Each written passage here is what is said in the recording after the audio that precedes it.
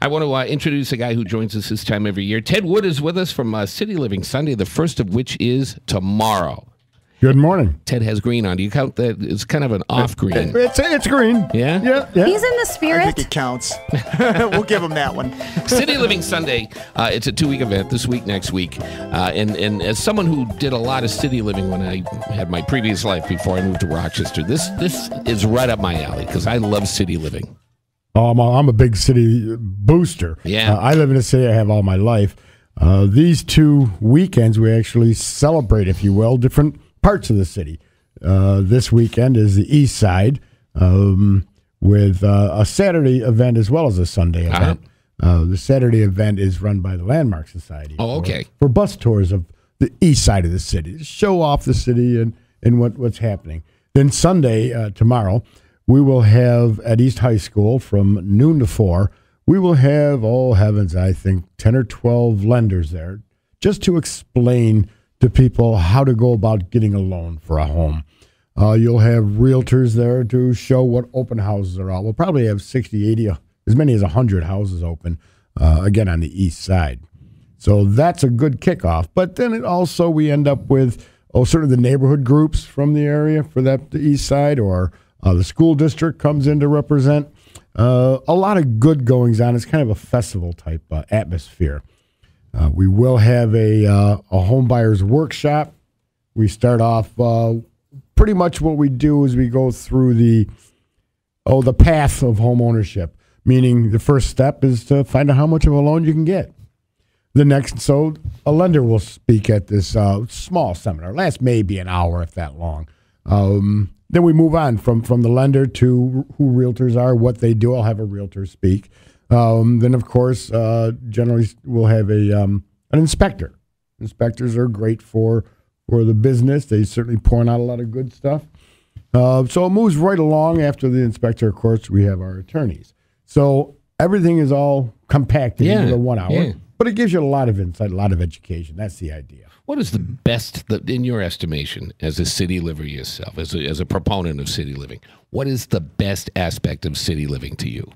Well, I personally like sitting on the front porch and saying hi to everybody that walks by. Mm-hmm. I really like being able to mingle with the rest of the people. Yeah, and that is great. You know, I lived in the city when I lived in Boston, a condo right in the middle of the South End, and you really do get to know your neighbors. You really have no choice. They're right next to you. Yeah. Mm-hmm. What are some of the hot neighborhoods on the east side right now? Well, certainly the hot neighborhoods, the southeast, if you will, South Wedge down through South Goodman, South Clinton area. That's always been a very popular area. Certainly the Park Avenue area. Yeah. Moving up a little bit to, which is also Park Avenue, but Brunswick, the ABC streets, as they're called. Right. In my neighborhood, the very northeast, I'm up by Norton and Carter Street. I've been in that neighborhood 55 years. Really? Yeah, long time. You mentioned a minute ago that you got about 80 open houses. That's a good estimate. Right yeah. around. Mm-hmm. What do you have? Are you guys providing a map or a layout of areas? Yep. When you go to the event, you'll be able to pick up a map. The realtors will be hanging special feature open house sheets on the wall. Okay, good. So you get an idea of what the house is, but you'll also have a map showing which ones are open as well. So good. You get that. A lot of bargains in the city? I think so. A lot of, Rochester's always held its own as being one of the most affordable in the country. We don't take the big swings that the other cities take. So it's always been a stable growth. And I feel like we have a lot to celebrate. I mean, they're really doing a lot with these, revitalizing these different communities and making the different areas more attractive to home buyers and renters. And, Park Ave was notorious for being, all young people and college students. But I think now with all the things that have been going on, it's a really nice mix of, there's very good diversity. People from all over the place are coming back to downtown, and that's, sparking business and all kinds of things. You've just handed me a before and after. I'm assuming this is a before and after. That's a before and after. And it's an amazing picture. This is a beautiful that's Waverly Place. Restoration. Over near the Cornhill District. Waverly actually is in the Cornhill, but this one's just a block over.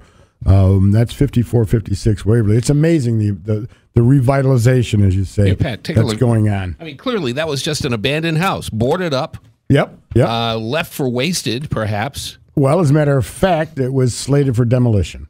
And Wow. it's a total rehab, and it's as nice as any house you'll see in Mendon. I mean, let's face it. absolutely. It's beautiful. Yeah. Where did you get? How did that get taken out of the list for demolition? I mean, that's beautiful now. There was, well, believe it or not, to be perfectly honest, which I guess I have to be. Huh? I would if I were it you. should be. Never hurts. Yeah, never hurts.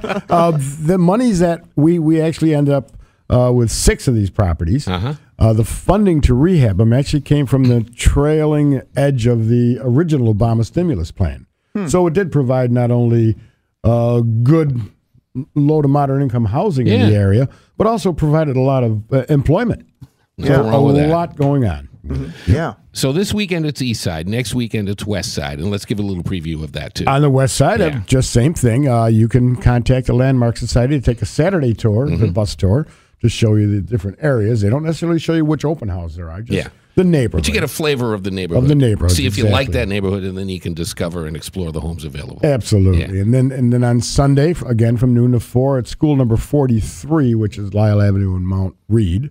We'll be there again from noon to 4. The same kind of layout with the festival type atmosphere with the lenders, the realtors, the inspectors, the neighborhood groups, the school board, and the rest. Now, in my estimation, and correct me if I'm wrong, because I live on the east side of the city. I live in Brighton. Go down East Avenue every day, and you have those big old East Avenue houses that have condos and apartments available. You don't get as much of that on the west side of town. No, you really don't. I mean, it's really 2 different flavors. It is. The one development that I really liked, and it was probably a good 20, 25 years ago, on the west side is LaGrange Avenue. There was an old elementary school there, which was turned into 36 condominiums, the classrooms. Yeah. Oh, wow. And very, very high end at the time. I think it was even, at the time I was involved with it, and it was probably ahead of Rochester at the time. Yeah. In the stylings. Okay. But they're tremendous. They're still going strong. And Each unit pad is named after a teacher. I live in Mrs. Johnson's room. That's creepy. Did you ever live in a city environment? No. Ever have a desire to? No. Why not? I mean, I don't know. See, some of the stereotypes have to be kicked away here. Right, exactly. What you just gravitate towards what you know. Yeah. That's essentially what I think is a lot of it. I mean, there's a lot of people, the young 20s somethings. Sure. They move into the city because it's hip and busier.